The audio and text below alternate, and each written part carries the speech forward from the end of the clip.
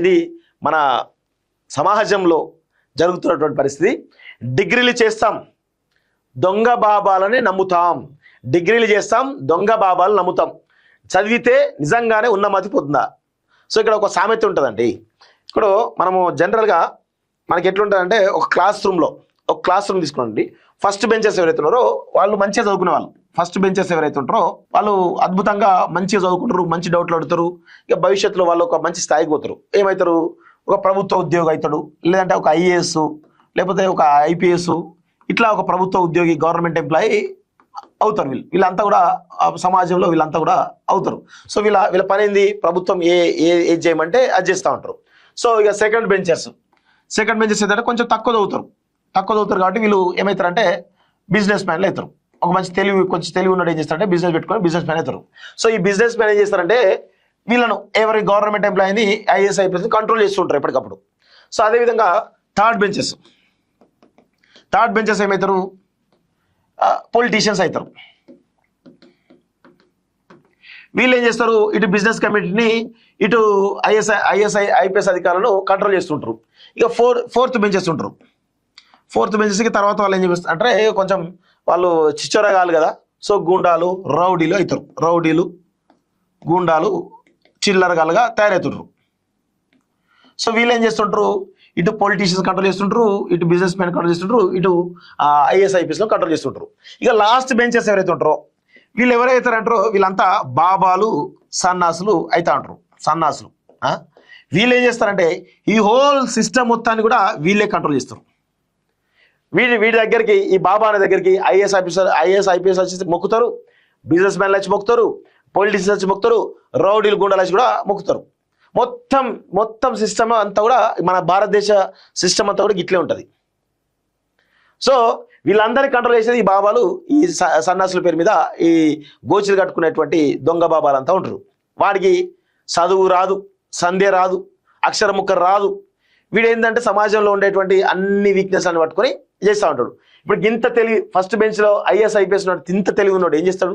బాబా దగ్గర పోయి కాళ్ళు మొక్కుతాడు. పోయంగానే నువ్వేంద్ర భయ్ వాడు కూసో 5 నిమిషాలు ధ్యానం చేయి, ఆలోచించని చెప్తూ ఉంటాడు. చెప్పగానే వాడు నిజంగానే ఏదో అయితే కొంచెం ధ్యానం చేస్తూ ఉంటాడు. ఏం కాదు అక్కడ, ఉత్తదే. ఇట్లాంటి సమాజంలో మనం బతున్నాం. వీళ్ళు సమాజాన్ని, ఈ ప్రభుత్వాన్ని కంట్రోల్ చేస్తూ ఉంటారు. ఇప్పుడు ఈ బాబాల దగ్గర మొత్తం అందరి బినామీలు ఉంటాయి, అందరి డబ్బులు కూడా వీళ్ళ కింద ఉంటాయి. వీరి మీద ఐటీ రైడ్ జరగదు, ఈడీ రైడ్ జరగదు, ఏ రైడ్ కూడా జరగదు. ఎందుకంటే వీడి చెప్పినట్టు ఈ వ్యవస్థ అంతా వింటారు కదా. వీడి చెప్పినట్టే పొలిటీషియన్ ఉంటారు, వీడి చెప్పినట్టే బిజినెస్ మ్యాన్ ఉంటారు, వీడి చెప్పినట్టే ఐఏఎస్ ఐపీఎస్ అంతా వింటారు కదా. అందుకే పొలిటీషియన్స్ బినామీలు ఏవైతే ఉంటారో వాళ్ళందరూ కూడా అదే ఉంటారు. ఇప్పుడు మార్కెట్లో చిన్నజీర స్వామి పెద్ద అందరికి చాలా మందికి బినామీ అంటారు. అటు సద్గురు, అటు బాబా, ఎవరు మన అనంతపూర్ సంబంధించినటువంటి చనిపోయింది కదా ఆయన పాపం బాబా, ఇప్పుడు బాలాసాయి బాబా అని చెప్పేసి ఇక రకరకాల భావాలు. వీళ్ళ పనే అది. మొత్తం ఒక్కొక్కడు అసలు వాడికి ఏం చదువు సందేహం రాదు. వాని దగ్గరికి అమిత్ షా పోతాడు, నిర్మలా సీతారామన్ పోతుంది, మోడీ కూడా పోతాడు, వాళ్ళ కాళ్ళు మొక్కుతారు, అది చేస్తారు. ఇట్లా ఉంటుంది మన దేశం యొక్క పరిస్థితి. చూడండి, చదివితే ఉన్నమతి పోయిందట, అలా ఉంటది మనోళ్ళ కథ. ప్రపంచం గురించి శోధిస్తారు, వ్యవస్థలోని లోపాలపై పట్టు సాధిస్తారు, మూడం తెలుసు, గాఢం తెలుసు, అన్ని తెలిసి అటక మీద పండుకున్నట్లే చేస్తారు. బాబా చెప్పిండని బట్టలు సగమే వేసుకుంటారు, ఇంటికి వాహనాలు నిమ్మకాయలు కట్టుకొని తిరుగుతారు, బయటికి వెళ్ళాలన్నా బస్సు ఎక్కాలన్నా వర్ణం చూస్తారు, రావు కాలం సమయంలో ఏదైనా కార్యం తలపెట్టాలన్నా ఆలోచిస్తారు, బల్లి పలికితే శకునం బాగుంటుంది అంటారు, అదే పిల్లి ఎదురుగా వస్తే బ్యాడ్ టైం స్టార్ట్ అయిందని అంటుంటారు, జ్వరం వస్తే ఏదో అయిందని బాబాలు, పాస్టర్లు, ముల్లాలు చెప్పేవి విని గుడ్డిగా ఫాలో అవుతుంటారు. మీరు చదివిన చదువు ఇదే నేర్పిందా అంటూ చాలా స్పష్టంగా కనబడతా ఉంది. 100% ఆ పాస్టర్లు, ఆ బాబాలు, ముల్లాలు వీళ్ళందరూ కూడా ఏముండదు. వీళ్ళంతా కూడా దేశాన్ని, ముఖ్యంగా ప్రజలని అది చేస్తుంటారు. మాయ మాటలు చెప్పి మానసికంగా భయపెట్టే ప్రయత్నం చేస్తుంటారు. వాడు ఐఏఎస్ చదువుతాడు, పోయి బాబా దగ్గర పోయి అది చేస్తూ ఉంటారు. అట్లా విజ్ఞాన శాస్త్రం చదివి బాబాల చేతిలో జీతం పెట్టడం ఏంటి? మొన్న నేను ఒకటి చూసినాం, మనం రాకెట్ లాంచ్కి సంబంధించినటువంటి ప్రయోగిస్తూ ఉంటాం కదా, వాడు ఆ రాకెట్ నమూనా తీసుకుపోయి దేవుని దగ్గర పెట్టి కొలుస్తూ ఉంటారు. గంత విజ్ఞానం తెలిసినటువంటి వాళ్ళు కూడా గిదే చేస్తూ ఉంటారు. ఏం చేస్తాను ఇట్లా పరిస్థితి. నిమ్మకాయలు మిరపకాయలు చీపులతో సాహసం ఏంది? నువ్వు చదివిన చదువు ఏంది? నువ్వు చేస్తున్న పని ఏంది? జబ్బు చేస్తే డాక్టర్ దగ్గరికే పోవాలా, లేదంటే ప్రాణం పోద్దట. జబ్బు చేస్తే డాక్టర్ దగ్గరికే పోవాలి, లేదంటే ప్రాణం పోద్ది. సో ఇట్లా ఉంటుంది పరిస్థితి. సో చదివితే ఉన్నమతిపోయినట్లే ఉంటుంది మనల కథ. లోకం గురించి శోధిస్తారు, వ్యవస్థలో ఉన్న లోపాలపై పట్టు సాధిస్తారంటూ చూస్తాను. సో ఇక్కడ చూడండి, బాబా ఆదేశిస్తే బాబు ఫాలో అవ్వాలా? 100% కదా. ఒకవేళ బాబా ఆదేశించిన కూడా చంద్రబాబు నాయుడు ఫాలో అవుతూనే ఉంటాడు. అట్లుంటే పరిస్థితి.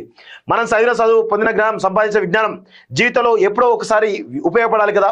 కానీ మనలో ముచ్చట అసలు అట్లుండదు.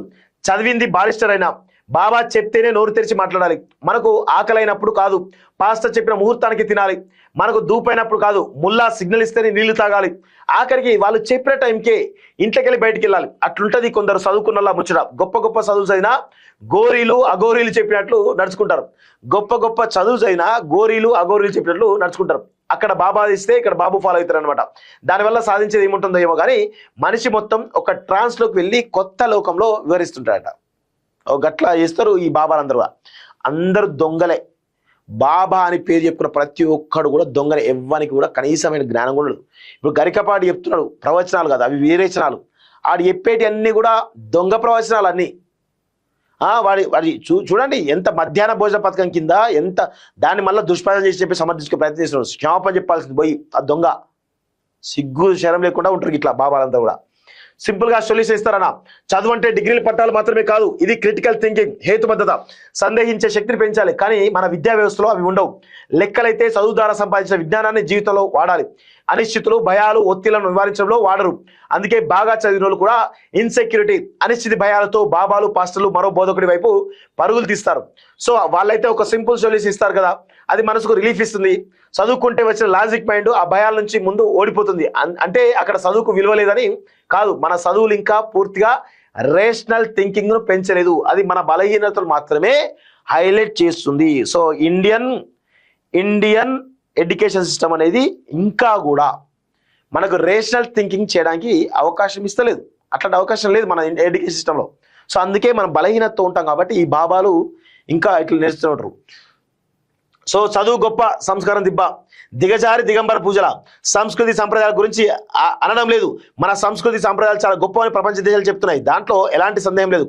ఇక్కడ సమస్యల్లా పనికిమాలిన కండిషన్ల గురించే ఎవరో ఒక ఆయన మీ మీద నరదృష్టి ఉంది, తీపించుకోవాలి అని లేనిపోని అనుమానం పెట్టిపోతాడు. ఇక్కడ మన ధ్యాస మొత్తం దాని మీదే ఉంటుంది. 100% కరెక్ట్. నీ మీద నరదృష్టి ఉంది అనగానే ఇక మనం ఆలోచిస్తూ ఉంటాం, దిష్టి తీయనరు నాయన, మిరపకాయలు పెట్టి దిష్టి తీయనరు, ఎండు మిరపకాయలు పెట్టి తీయనరు, నిమ్మకాయలు పెట్టి తీయనరు, గుమ్మడికాయ పెట్టి తీయనరు అని చెప్పేసి ఆగమాగం చేస్తుంటాం. గట్లా ఉంటుంది పరిస్థితి. సో అంతే. ఇక మనం చదివిన చదువును మర్చిపోతాం, మనం నేర్చుకున్న సంస్కారం మర్చిపోతాం, దిగజారి ఆలోచించి దిగంబర క్షుద్ర పూజలు చేయించుకుంటాం. బాగా చదువుకొని సమాజానికి దిక్సూచి అవుతారని అనుకుంటే మనం మాత్రం దిష్టి తీపించడం కాడనే ఆగిపోతాం. వ్యవస్థను మారుస్తాడేమో అనుకుంటే అవస్థల పాలై అవమానాల తోపన పడుతూ ఉంటామంటూ చూస్తాం. మారాల్సిన వాళ్ళే ఇలా చేస్తే ఎట్లా? గ్యాస్ల నుండి పెద్దగానే అవుతుంది చూస్తున్నాం కదా. పరేషన్ అయిపోతూనే ఇంకో దిక్కు సెటర్లు వేస్తారు. ఇక్కడ వరకు ఓకే, సందిట్ల సడమే లెక్క ఒక వీడియో సోషల్ మీడియాలో చెక్కలు కొడుతుంది. ఒక రియల్ వీడియో, అది స్టేజ్ మీద ఓ మతానికి సంబంధించిన మీటింగ్ జరుగుతుంది. ఇంతలో ఒక ఆమె మైక్ అందుకొని మా ఇంట్లో గ్యాస్ అయిపోయింది, ఏం చేయాలో అర్థం కావడం లేదు, మనసులో గట్టిగా తలుచుకున్నా, అంతలో ఆయన వచ్చి గ్యాస్ ఇంటి ముందు పెట్టి వెళ్ళాడు అని. ఇంత అన్యాయం ఉంటుందా ఎక్కడైనా? 100 మంది. ఇది ఒక పాస్టర్తో ఏదో సంబంధించి, పాస్టర్ మన క్రిస్టియన్ సంబంధించినటువంటి జరుగుతాయి కదా పాస్టర్లే. అందులో ఒక ఆమె అడుగుతుంది, నాకు గ్యాస్ లేదు, గ్యాస్ అయిపోతుంది కానీ వాడు వచ్చి పెట్టిపోతాడ. ఇది మహిమ జరిగిందని చెప్పేసి చెప్తా ఉంటుంది. ఇంత అన్యాయం ఉంటుందా ఎక్కడైనా? ఇంత దారుణంగా ఉంటుందా? ఇట్లా ఉంటుంది పరిస్థితి. మాటలకు మడుగులొత్తుడు ఎన్నాళ్ళు. ఇక్కడ పాయింట్ వివక్ష కాదు, మన తెలివి ఎక్కడ తెల్లాడుతుందని వీటన్నింటినీ ఛేదించి వికాసం చెందాలని, విజ్ఞానం పొందాలని గొప్ప గొప్ప విద్యాలయాల్లో చదువుకున్న వాళ్ళు కూడా బాబాల దోసిట్లో బందీ అవుతున్నారు. ఎంతో ఎత్తుకు ఎదిగి శాస్త్ర సాంకేతిక రంగాల్లో విజయాలు సాధించి ఆఖరికి దొంగ బాబాలు, దొంగ పాస్టర్ల కాళ్ళ దగ్గర మోకరిల్లుతున్నారు. మేధావిగా, జ్ఞానిగా, విజ్ఞానిగా కనిపించే వాళ్ళు ఇలా ఎలా బొక్కబోర్ల పడుతున్నారు? ఏదో తెలియని భయంతో, ఎవరో తెరచాటు ఆదేశాలతో ఎంతకాలం నడుస్తారు? గాలి సోకిందనే గాలి మాటలకు గాయగత్తర చేస్తూ, సైతాన్ కూర్చుందని చెప్పే మాటలకు మడుగులొత్తుతూ, చేతబడి పలుకులకు ఆ చెమటలు కక్కుతూ ఎంతకాలం బతుకుతారు? ఇంత బతికి ఇంటర్కాల సావడం అంటే ఇదే కావచ్చు అంటూ చూస్తాం. వాంతి వచ్చినా శాంతి పూజ చేయాలా, అంతే కదా. వాంతులు వచ్చినా శాంతి పూజలే, ఏదైనా అదే ఉంటుంది అంటూ చూస్తాను. సో ఈ విధంగా దొంగ బాబాలు, దొంగ పాస్టర్లు, దొంగ ముల్లాలు వీళ్ళందరూ కలిసి మన సమాజాన్ని విచ్ఛిన్నిస్తున్నారు. వీళ్ళే సమాజంలో మత విద్వేషాలు రెచ్చగొట్టేది. వీళ్ళని ఫాలో అయ్యేటువంటి కొంతమంది చదువురాని దద్దమ్మలు, చదువుకున్న దద్దమ్మలు ఉంటారు. ఇలా తెలివిలో ఏముండదు, అంత దారుణంగా ఉంటారు వీళ్ళంతా. ఎవరికి కూడా మత ఉన్మాదం అనేటువంటి ఒక మైండ్ సెట్ ఉంటారు వీళ్ళంతా కూడా. అందరంతే, హిందువుల్లో ఉన్న దొంగలు, ముస్లింలో దొంగలు ఉన్నారు, క్రిస్టియన్లు కూడా దొంగలు ఉన్నారు. అంత ఈ పాస్టర్లు, ముల్లాలు, బాబాలు అంత దొంగలే, ఎవ్వడు చక్కగా కాదు, అందరు దొంగలే.